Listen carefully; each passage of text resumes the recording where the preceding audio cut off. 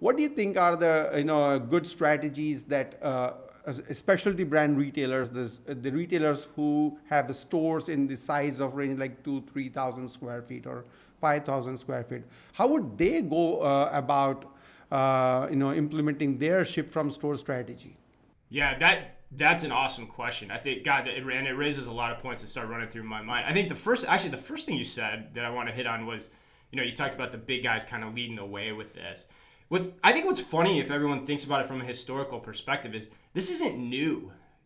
If you actually look like an IKEA, it's massive, but it's set up the exact same way. So like this idea has been around for a long time. It's just we haven't ever seen anybody really try to do it, in a smaller way at scale. So I'm excited about that, number one.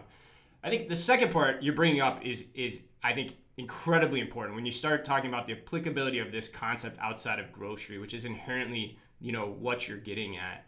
I think you're going to see two things there. I think the smart retailers or brands are saying, okay, how do I not tie myself to any one thing, right? How do I become kind of multi-platform or multi-partner in my approach? And so by that I mean, like, you're right. It might not be efficient for you to have your own staff picking inventory at a specialty retailer for shipping your orders. You might want to because that's where the inventory is.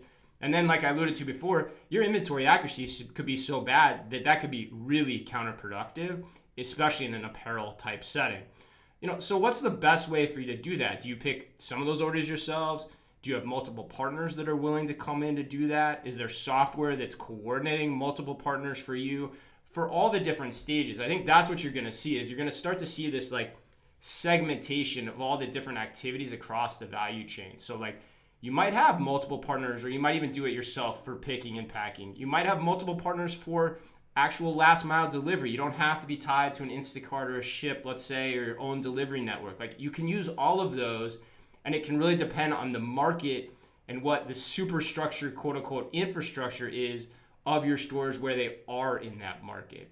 Those are the important things to think about, because I think what starts to come next is you're going to see some innovation in that space. So you're going to start to see a lot of innovation in that space. And it all comes back to I can't remember who said it, but, collaboration is the new competition, so to speak, in, 2020 retailing, 2020 plus retailing.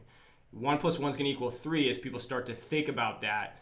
And we're on the early stages, I think, of especially the specialty apparel industry inside of malls figuring out how to do all that stuff.